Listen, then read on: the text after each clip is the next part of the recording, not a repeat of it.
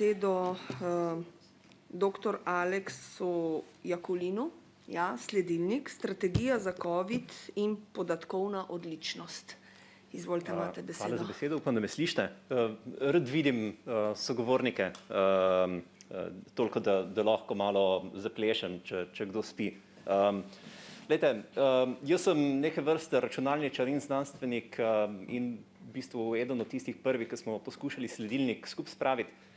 In to, kar ste zdaj videli, podstavi en kontekst, ampak jaz bom pogovoril o tem, kako je prišlo do tega, da smo se zorganizirali in kaj vidimo kot priložnost za Slovenijo naprej. In to je podatkovna odličnost. Glejte, podatkovna odličnost pomeni, da namesto, da se pogovarjamo na nivoju besed, se tukaj pogovarjamo na nivoju podatkov, na podlagi tega, kar se v resnici dogaja. In odličnost pomeni, da smo predvsem vezani na realnost kot tako in recimo ne na neke predsodke ali pa predpostavke. Torej, pred davnimi časi je bil en Space Shuttle. Gor je bila recimo prva učiteljica v vesolju. In tako se je ta zgodba končala. Ampak je zanimivo razmišljati, kaj se je tukaj zgodilo, kako je prišlo do te eksplozije. Torej, inženirji so opozarjali, da tesnila na tej raketi puščajo. In to je bil prikaz, ki so ga oni ponudili odločevalcem. In mi ni bilo jasno. In NASA, ki je želela, da ta Space Shuttle gre gor, ker je bilo dosti stvari odvisnih od tega, ne tako kot Slovenija zdaj rabi, da ekonomija deluje, da pač odplačamo dolgove in vse ostalo, so pač prepričali, da se dejansko gre v to, da se ta raketa izstreli. Če bi ta diagram pokazali malo drugače, tukaj na desni vidite, se pravi od leve proti desni gre za temperaturo. Ta izstrelitev bi se zgodila v precej nižji temperaturi, kot pa pretekli testi. In ti pretekli testi so pokazali, da število problemov narašča s padanjem temperature. Če bi nekdo tako pokazal, bi bilo absurdno jasno, da bojo tukaj problemi. Ampak ni. Torej, isto, če gledate nek, recimo, enostaven graf primerov, vidite, da to gre gor, pa dol, pa gor, pa dol in zadnje 3 dni gre to gor in smo vsi prestrašeni. Predtem je par dni šlo dol, pa smo se pogovarjali o sproščanju ukrepov. V resnici, glejte, tukaj je vpliv dneva v tednu. Če mi te podatke prikažemo po dnevih v tednu, kot prvo vidimo neko stopnjo upadanja, ki tukaj, če gledate za ponedeljek, pa za torek, je zelo nizka. Torej, stotine in stotine ljudi, ki niso še niti okuženi in bojo umrli. Torej, treba je pogledati podatke na ta način, da vam pokažejo, kaj se v resnici dogaja. In tukaj rabijo biti, kot prvo, računalničarji, ki podatke zberejo, morajo biti, recimo, znanstveniki, ki razumejo, kaj se od spodaj dogaja, morajo biti cel kup kriterijev.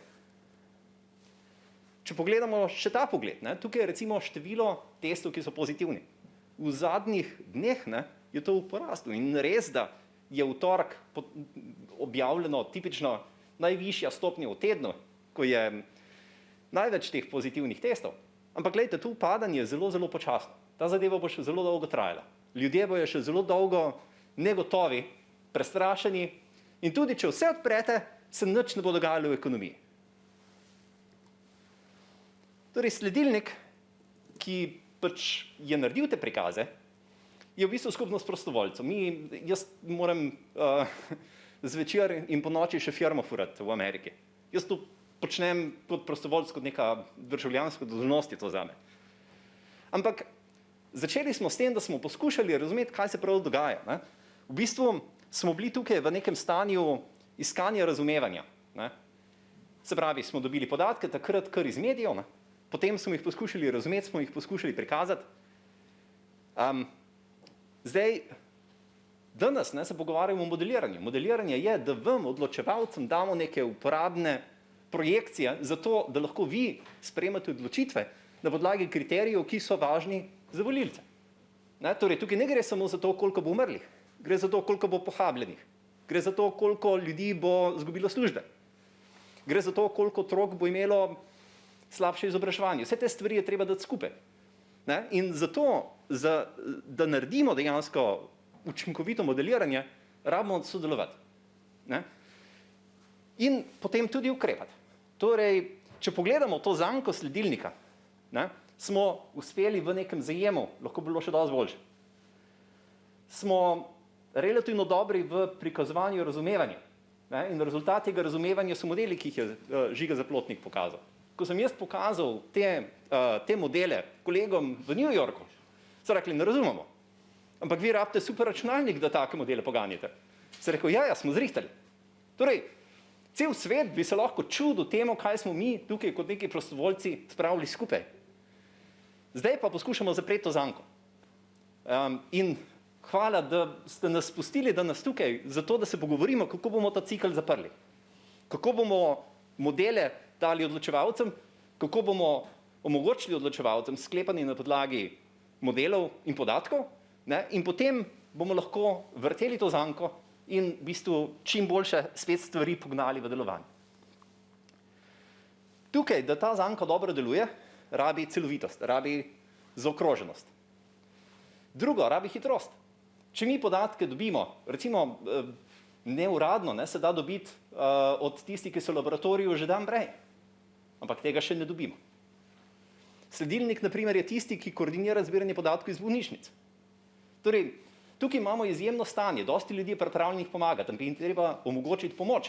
Ne, če bomo tukaj dali ne vem, neke črkobralske principe zasebnosti, je res, da to človekova pravica zasebnosti, ampak na drugi strani je tudi človekova pravica življenja, ki jo na ta način vržemo v stranišče in potegnemo vodo.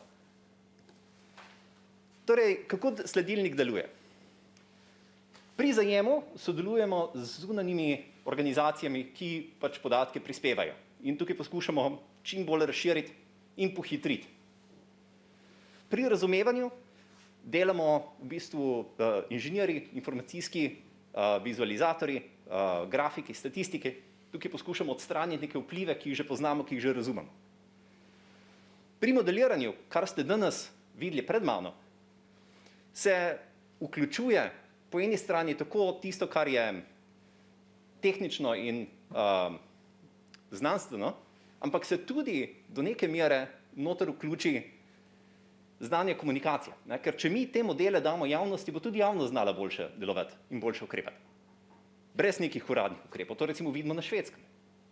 Niso imeli uradnih ukrepov, ampak so pa imeli populacijo, ki je sprejemala neke odločitve in neko razumevanje situacije.